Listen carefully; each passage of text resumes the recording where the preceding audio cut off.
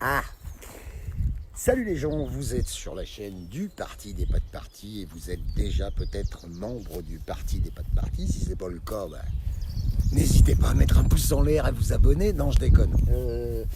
Juste un tout petit mot, ça va être bref à mon avis. Le temps qu'on se dise bonjour, j'aurai terminé le live.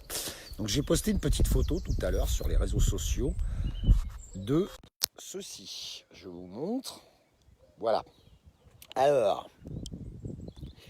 qu'est-ce que c'est que ce bordel de merde? Je vous ai déjà dit que, salut ma bonne fée, j'avais envie de faire un peu autre chose que d'aboyer comme un con. Et puis, comme au train où vont les choses, il va falloir essayer d'optimiser nos capacités en démerdologie.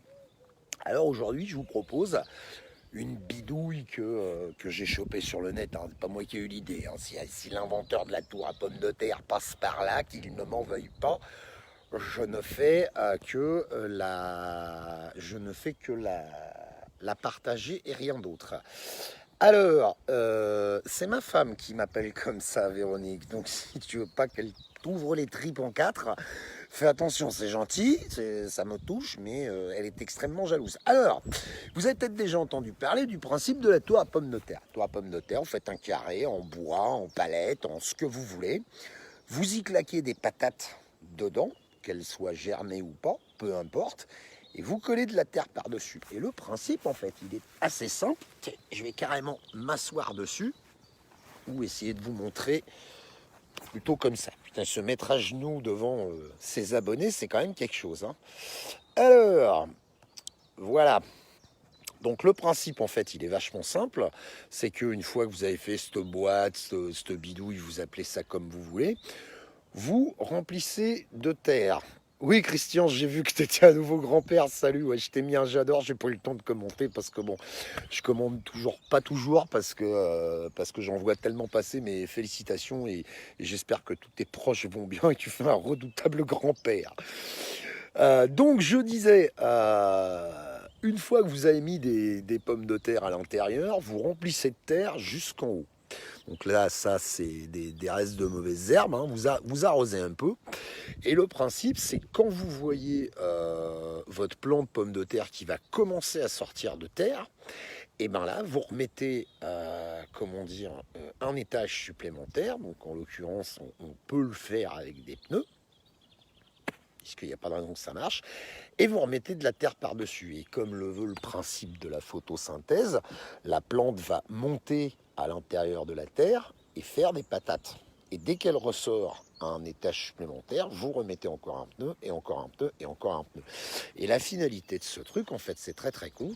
Ça permet en fait de cultiver pas mal de pommes de terre dans un environnement assez restreint. C'est-à-dire qu'au lieu de retourner la terre pour aller planter des pommes de terre sur des rangs et des rangs et des rangs, il paraît que ça marche. Alors je la démarre avec vous, hein, c'est une idée qu'on a eue avec ma petite femme, on va bien voir, mais l'idée en fait c'est de la laisser monter suffisamment et quand on retire bien les pneus, c'est là qu'on peut récolter ces pommes de terre. Alors ne me demandez pas comment il faut les planter ou combien de temps ça prend ou quoi, qu'est-ce, j'en sais foutrement rien pour la bonne et simple raison que il y a 5 ans, je pensais que les pommes de terre sortaient tout droit du fast-food ou du kebab.